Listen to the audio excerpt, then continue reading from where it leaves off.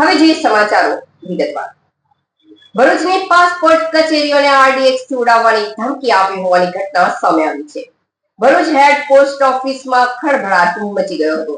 Bomb squad અને dog સ્ક્વોડની ટીમે કચેરી તેમજ આસપાસના વિસ્તારમાં સઘન તપાસ હાથ ધરી હતી. સમગ્ર ગુજરાતની પાસપોર્ટ કચેરીઓને આરડીએક્સથી ઉડાવી દેવાની ધમકીભર્યો ઈમેલ મળતા સુરક્ષા તંત્ર સક્રિય બન્યું છે. ભરૂચ શહેરની હેડ પોસ્ટ ઓફિસ ખાતે આવેલી પાસપોર્ટ કચેરીને પણ સમાન ઈમેલ મળતા ખળભળાટ મચી ગયો હતો.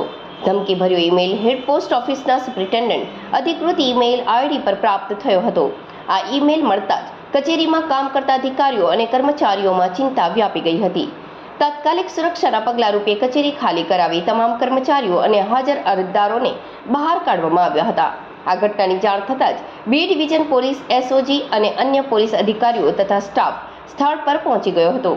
ત્યારબાદ બોમ્બ સ્ક્વોડ અને ડોગ સ્ક્વોડની ટીમે કચેરી તેમજ આસપાસના વિસ્તારમાં સઘન તપાસ હાથ ધરી હતી.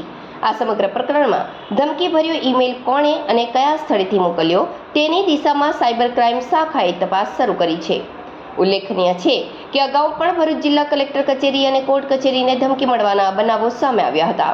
હાલની ઘટનાના કારણે પાસપોર્ટ માટે પૂર્વ નિયોજિત એપોઇન્ટમેન્ટ ધરાવતા વિવિધ જિલ્લાઓમાંથી આવેલા અરજદારોને અસુવિધાઓનો સામનો કરવો પડ્યો હતો.